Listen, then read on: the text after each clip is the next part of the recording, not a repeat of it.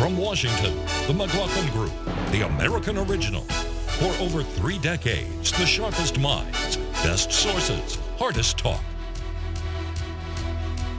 Hello and welcome. Our guest today is conservative commentator Lee Spiekerman. Welcome, Lee. Good to have you with us. Great to be here. And on that note, we shall get to our first issue. Issue 1, the Bolton Factor. On Thursday, President Trump delivered on your moderator's February 25th prediction and appointed John Bolton to be his new national security advisor. Bolton will take up his office in early April, but not everyone is happy with Trump's choice.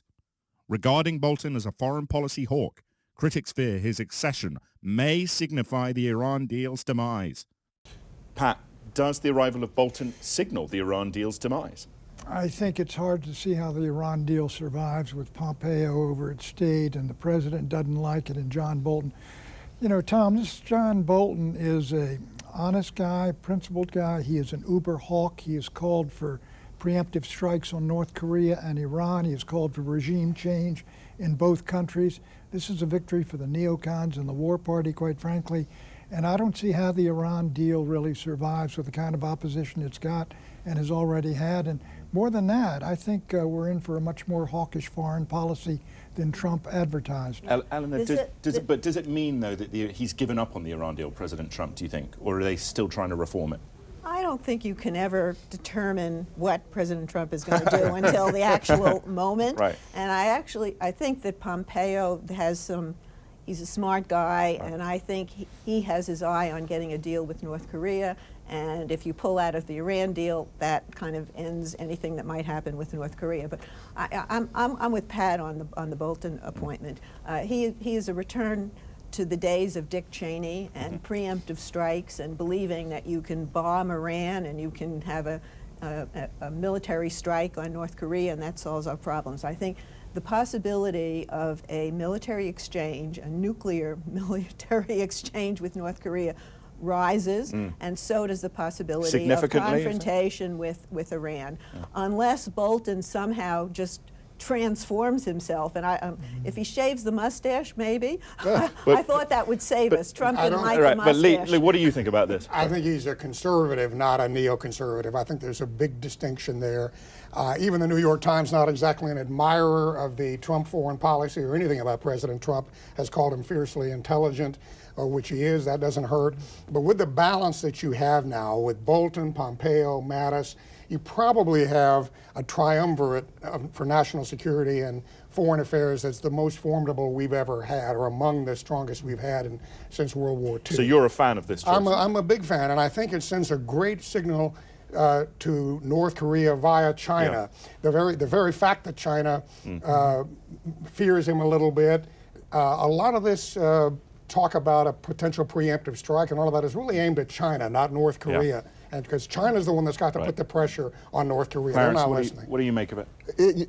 I met John Bolton. I talked to him a couple of times. I was surprised at how cordial he is. He is very intelligent, but he tends to take a default position toward the hawkish side, no question about it. He and Colin Powell didn't get along over at the Pentagon because of this. Right. And I like to think maybe he just believes in talking big but carrying a small stick. Right. Because I can't believe he thinks. I mean, Steve Bannon said it. You know, there's no way to have a war with South Korea or North Korea. Bolton is a skilled bureaucratic infighter, but he could not get confirmed by the Senate when he was up for a position, George. He had to get a recess appointment. And as the national security advisor, he has proximity to this president who always listens to the last person he talked to. I think Bolton can reinforce Trump's worst insight. I want to finish my thought, please. We have an autocratic president who is getting cornered by the Russia probe and by 3 women's lawsuits. Right. And what do autocrats do? They look for a military adventurism, and I think that's the danger that Bolton brings. We have many issues. Got to get on. We got to get on. Issue 2: Trump versus Mueller. Once again decrying a quote-unquote witch hunt, President Trump this week launched a series of Twitter attacks on special counsel Robert Mueller. Mr. Mueller is investigating possible collusion between the Trump presidential campaign and Russia. But the president says the investigation is wholly partisan in nature. Still, some Republicans fear that the president's tweets imply that he is preparing to dismiss Mueller. If the president does so, Republicans like Lindsey Graham say it will mean the end of his presidency. And note this interesting factoid. On Thursday, John Dowd, a top lawyer representing Trump in relation to Mueller's investigation, resigned. Pat, Eleanor has just suggested that this appointment of John Bolton might be an effort to somewhat distract away from the Mueller investigation. But what should President Trump do? Should he fire Mueller? And if he fires Mueller, should he be impeached? No, he's not going to be impeached because the Republicans control the House, and if they did that, they'd be committing suicide. Lindsey Graham has said it might happen. Well, Lindsey Graham represents Lindsey Graham. But no, look, but you ought to take a look at Mueller. I don't think he should, but I do think this, the Geneva appointment to the president's legal staff is the appointment really of a wartime consigliere, if you want to call it that. And I think it indicates a willingness of Trump to move off a legal to a political strategy to make political war, if you will, on the special prosecutor, and that inevitably happens. I used to think if the president fired Sessions and Rosenstein and everybody else in order to get at Mueller, that would be the tripwire that would get the Republican Congress to respond. But they have no backbone at all. All they think about is the November elections. And so I almost think that he could get away with anything in terms of the politics of the Congress, but not with the politics of the American people. That would look so suspicious. I mean, that this man is hiding something he doesn't want the rest of us to see. Lee, is a firing coming? Mueller should be fired. I've said it for months. The investigation should be shut down. The way to do it is to combine that with naming another special counsel to focus on the real crimes, which is the DOJ and FBI malfeasance that we've become aware of, the Hillary Clinton emails and the pay-for-play that were deleted from that. That is the key. He's got to get rid of Mueller, shut that down, and that is going to be the way that you wage war. And DeGeneva is a perfect guy to help with that strategy. I just want to know who's in charge of the FBI conspirately that's going on over there. Well, I think it's Hillary Clinton. It hasn't changed much since J. Edgar Hoover. No, this is unfortunately it has not. That's worth another show. Well, but you know very well, very little has changed. No, the thing is, impeachment is a political process. It's not a legal process. Right. So it depends right up front. How many votes do you have in Congress? Right now, Trump has got the votes. But this is also a midterm election year. Right. Eleanor's right. You're risking backlash, which we're already seeing happen. And all you do is make yourself look even more suspicious by shutting down an investigation. Let me ask. I want to ask. Wait. No. I'm the moderator. I want to ask Pat. If we're going to talk about issues, let us talk about Well, let me ask a question to Pat. Pat, do you think the Republican Party, though, isn't the principle here of the rule of law, which is why you're saying don't fire him? Wait a minute now. This is just it. If it's the rule of law, Trump, there was no collusion in hacking those emails. That was the assignment. Mueller and his crowd have moved far beyond that. That is why I think it's going to be the right thing to do to move this into a political venue. And I agree with you 100%. The battle that's going on, primarily from Fox News and those guys, to get an independent counsel to go after Comey and the FBI guy that just got fired. That's the right thing to do. The FBI is one of the most respected institutions in America. But it shouldn't be. And frankly, the White House is leadership. the White House is now trying to undermine the integrity of our law enforcement. It's undermined its own integrity. And the fact that Mr. Dowd resigned, that was because he was telling the president that he should not testify because it would be perjury. Also, he might tell the truth. It's because he was factual. Trump says he wants to testify, which shows he's living in the same parallel universe that you are. But you know, the real problem here was Comey at the FBI. It's not Mueller. Mueller inherited an investigation which I believe was corrupt. Okay, all right, we're moving on. Comey's book. We'll wait for the book. That makes it a political We're going war. on. Issue 3 from the Book of Buchanan. We have a tremendous intellectual property theft situation going on. Channeling a certain conservative thinker this week, President Trump announced $50 billion in new tariffs targeting China. The president says the tariffs will deter China from continuing intellectual property theft and defeat its unfair subsidies to domestic manufacturers.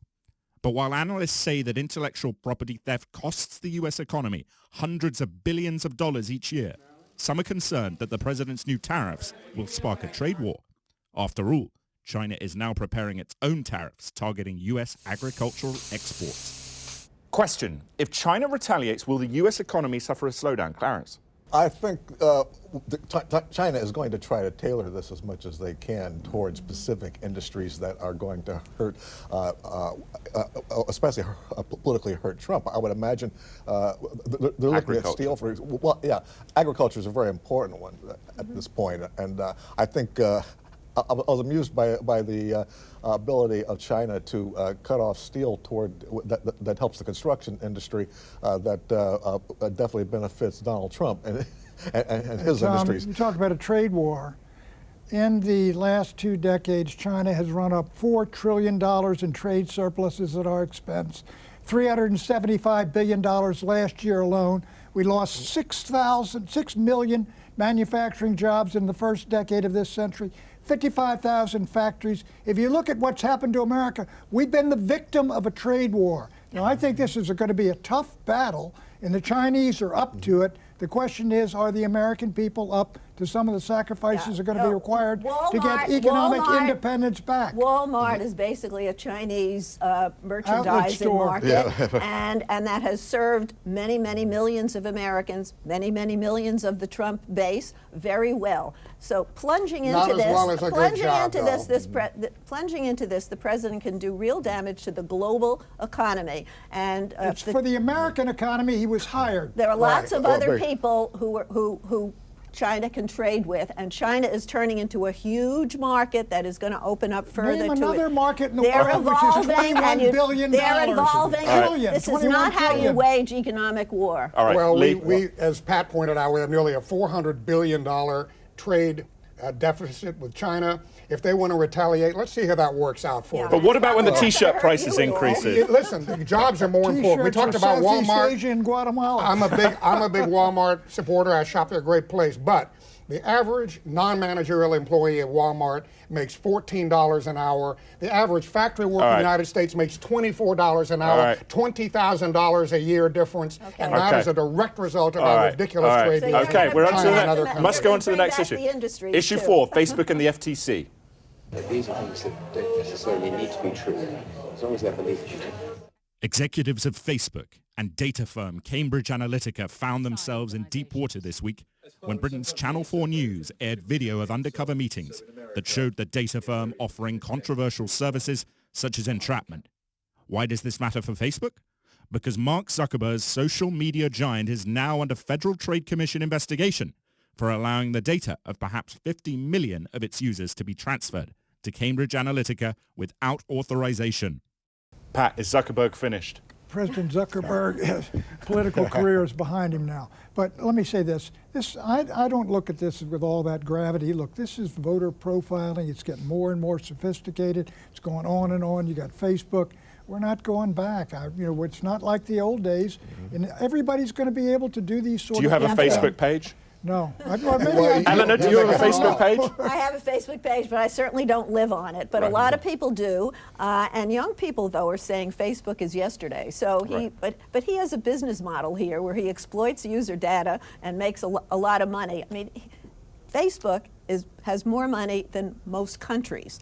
So this is a hugely significant corporation, and the capacity for doing ill will and for it being a merchandiser of hate has been revealed, and he's got to deal with it. He's got to come testify in Capitol Hill. The automobile executives came and they took it when they were under the gun, and he's got to do that. He's no longer the white hat princeling who's ushered in the brave new world. When President when his campaign ended, one of his digital gurus admitted that they, during the campaign, sat down with Facebook people and that they were doing things, this is a quote or a paraphrase, they were doing things they know they weren't supposed to do. This was the President Obama campaign. So the point is, we're talking about a paradigm that may not even work. A lot of us say it's snake oil, what Cambridge Analytica has been doing, but you're talking about aggregating names, friends, and likes, and the voters are that malleable. Well, let me ask President Page a question here. Is President Zuckerberg done? Mark Zuckerberg, we got to remember this is the 12th time in the last 10 years that Mark Zuckerberg has made a major apology for something like this, in which he said we're going to change our ways, and they did afterwards, and now they have something more to apologize for. He's still got 2 billion unique users. That's the population of China plus twice the population of the United States. Facebook is not going away overnight. Mark Zuckerberg is politically naive, but quite business savvy, and this is a public relations deal for him. He has a public relations tin ear, because I think the apology was really Americans weak. don't care. Americans are not going to get wild about this, because there is no expectation of privacy when you're putting likes out there in public. I think young people, though, are becoming more concerned. Well, they're concerned. They don't trust anything. Right about that. They don't, and they're right. They don't trust anything. But it's a great platform overall. I was going to say one thing we shouldn't miss, though, is there was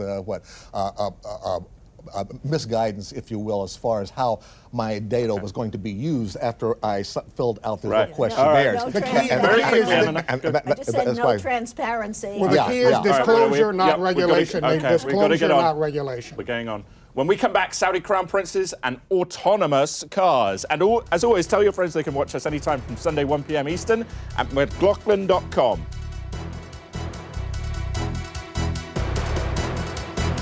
The McLaughlin Group is brought to you in part by Eric.org. With gridlock in Washington, states are stepping in to mandate paid sick and family leave policies, creating a compliance nightmare for companies with a nationwide workforce. The ERISA Industry Committee is fighting back. Learn how we can help your company at Eric.org. Hi, I'm Pat Coleman from Jim Coleman Cadillac. This year, we're proud to celebrate our 50th anniversary serving our customers in Bethesda and all across the D.C. area. For 3 generations, our family's been committed to being the best in luxury automotive sales and service, and we invite you to join us in celebrating the half-century mark by taking advantage of our 50th anniversary specials all year long. We want to earn your business, and we hope to welcome you to the Coleman family, because our cars are great, but our people are better.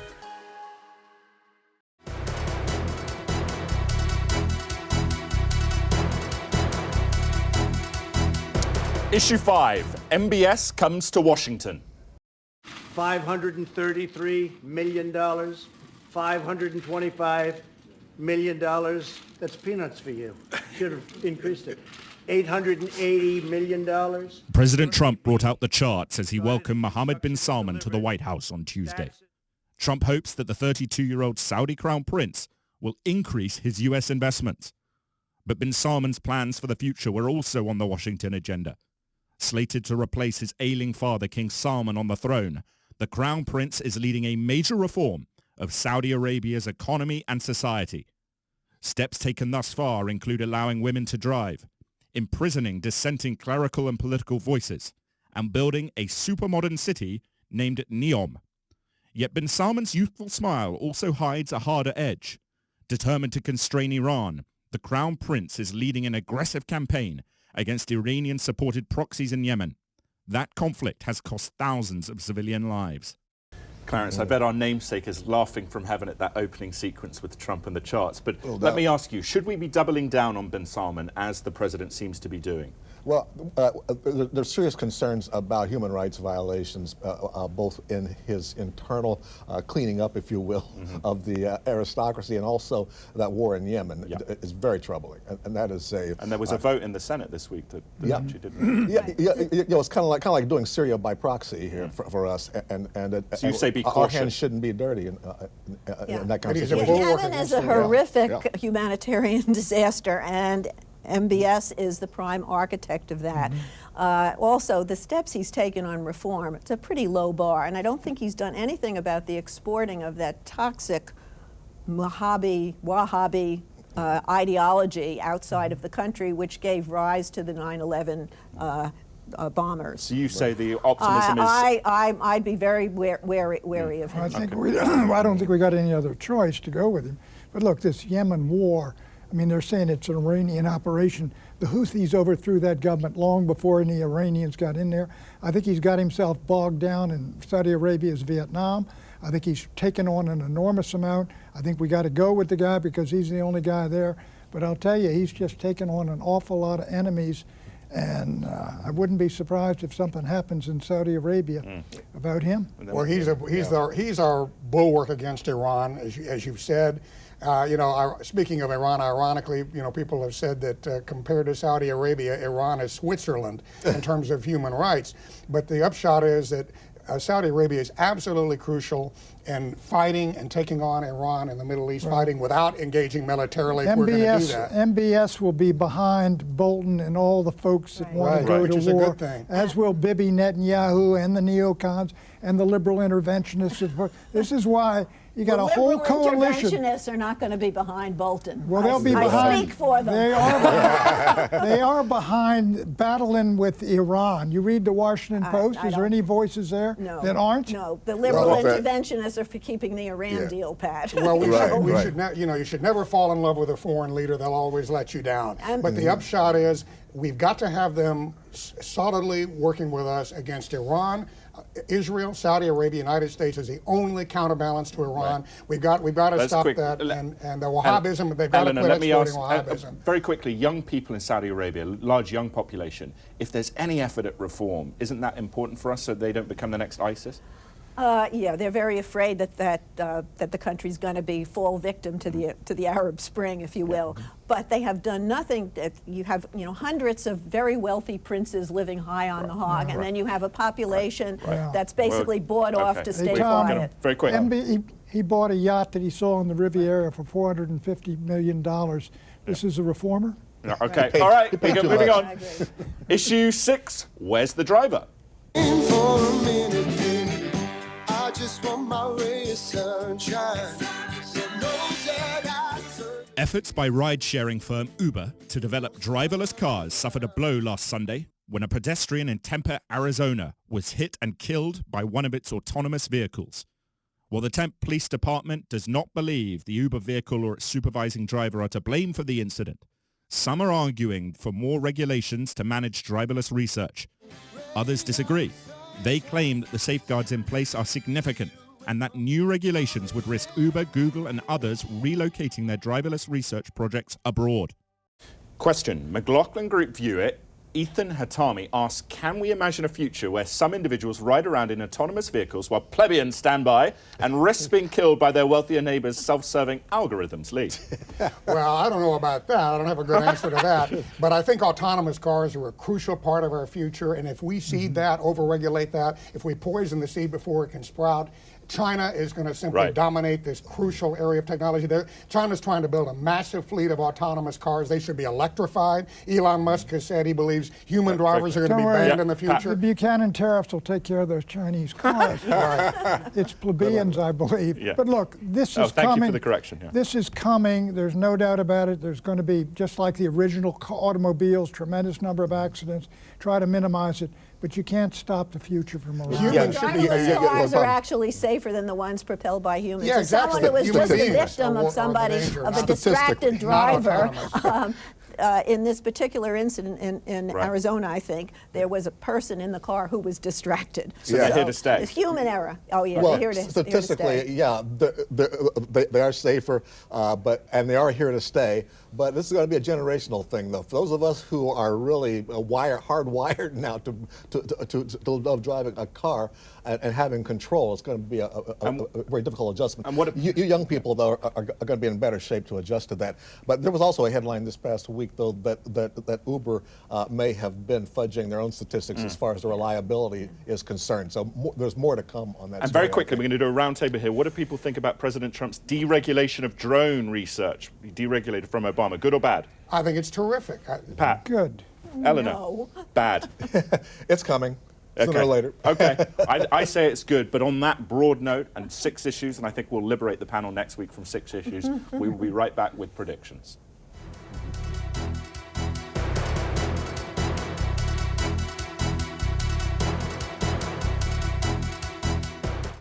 Hi, I'm Pat Coleman from Jim Coleman Cadillac. This year, we're proud to celebrate our 50th anniversary serving our customers in Bethesda and all across the DC area. For 3 generations, our family's been committed to being the best in luxury automotive sales and service, and we invite you to join us in celebrating the half-century mark by taking advantage of our 50th anniversary specials all year long. We want to earn your business, and we hope to welcome you to the Coleman family because our cars are great, but our people are better. The McLaughlin Group is brought to you in part by Eric.org. Is your company trying to provide health and retirement benefits to workers across the country? The ERISA Industry Committee beats back taxes, mandates, and compliance burdens that make it harder for companies to provide employee benefits. Learn how ERIC supports large employers at Eric.org. Generation Hope is a nonprofit organization that helps DC area teen moms and dads become college graduates. We provide them with tuition assistance, one-on-one mentoring, and crisis support until they graduate. Crises along the way. There have already been a lot of crises. My mom passed away, and I do everything for my mom in memory of her. I dedicate this graduation to her on Mother's Day. When a young parent earns their college degree, the likelihood that that child will go to college goes up, and they will earn $1 million more over the course of their lifetime. Naraya Omar. It's a tremendous return on investment. And all of these issues that we care about, homelessness, child welfare, poverty, this really makes a difference and it changes lives. Congratulations. Have a wonderful weekend.